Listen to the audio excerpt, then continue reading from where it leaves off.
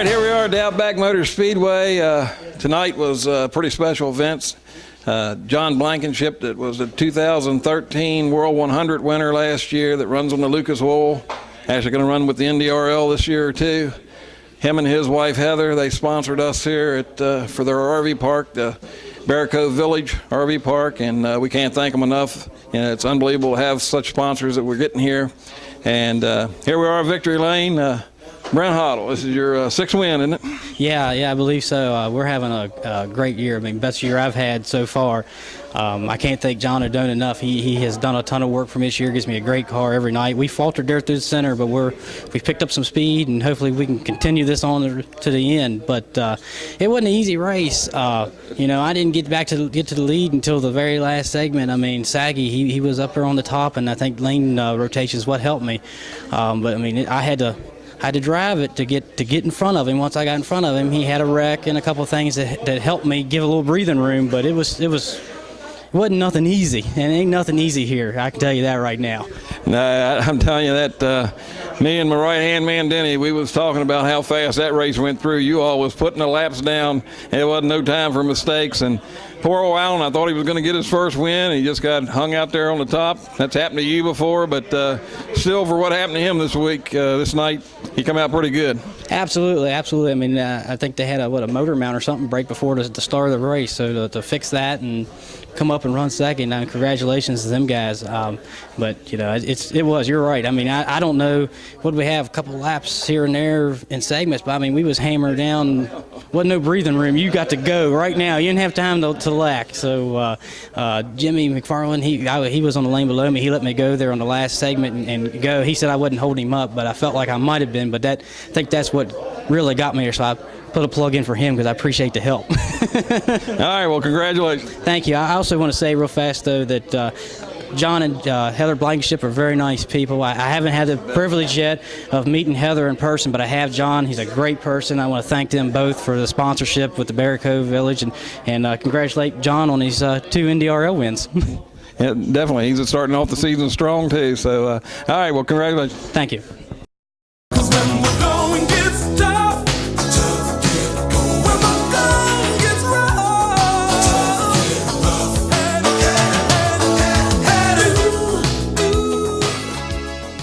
All right, here we are, second place. Our only track champion here, Alan Saggy. I tell you, I thought you might have was going to get your first win. After all the controversy, it would have been a heck of a win here with the bad luck you've had to go to a backup car. And then right before the A-main starts, the motor comes loose. You had to get your car builder to fix that. Yeah. You just kind of got to hang out on the top there. You just couldn't hang on.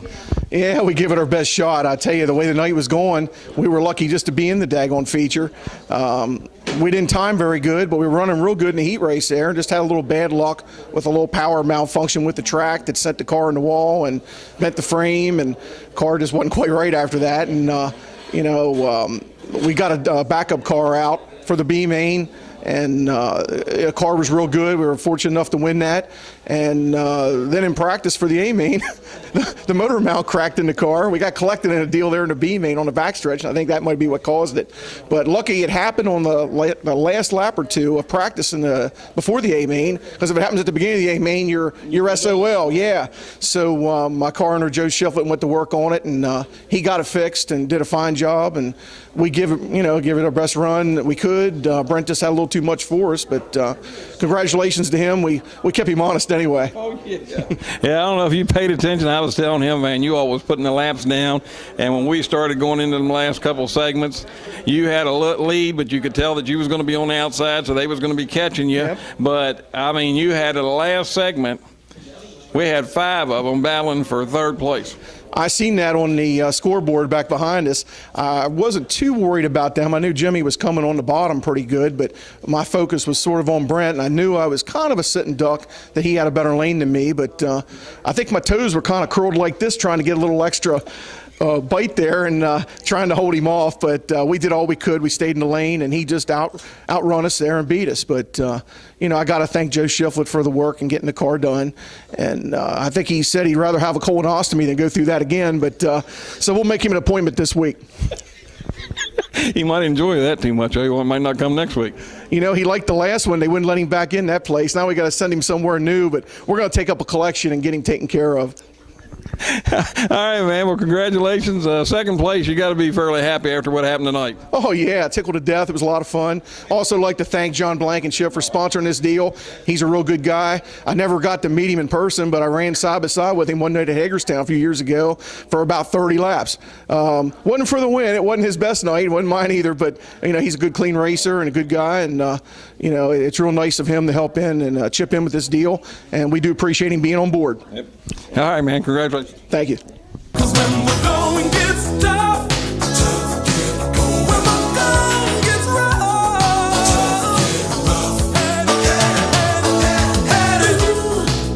All right, well, here we are back at Outback with the Black Diamond Nationals, the Cole American Energy, sponsored by John Blankenship and Heather Blankenship. They're sponsoring us through Bear Cove Village RV Park. Got to thank them again, but you got to be pretty tickled. I mean, you was third, but you was a strong third. You was right there, and probably one of the better runs you've had so far this year, don't you think? Oh, that's definitely the best run. Didn't qualify very well, but real strong in my heat, like real dominant, strong, and I freed her up just a little bit too much there, but I was too tight in warm-ups, or I'd have been derailing like Junior was, so I freed it up, but I'm happy with it. It was a new car last week, run good last week, got caught up in a couple of wrecks and bent the car up, but it was good. I'm happy with that. JT's was another new car. He was a little too tight. I should have freed him up, but I'd have probably ended up like him, but I freed mine up too much, so learned something. Yeah, well, I was teasing you up there as you was working on them. You was going back and forth, and I told you don't overthink yourself. Did you overthink yourself?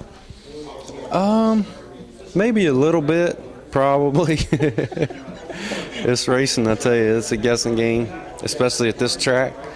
You don't know what it is week to week. Tonight was super fast, tight.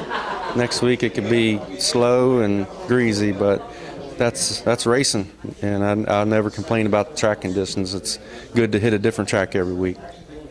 All right, well, congratulations, and we got to get you a win, man. Man, I'm trying. I'm telling you, I am trying hard, building cars, trying this, trying that. But like Alan said, I'd like to thank John and his wife putting this show on. Really, really appreciate it. Thank you so much. All right, man. Thank you. Thank you.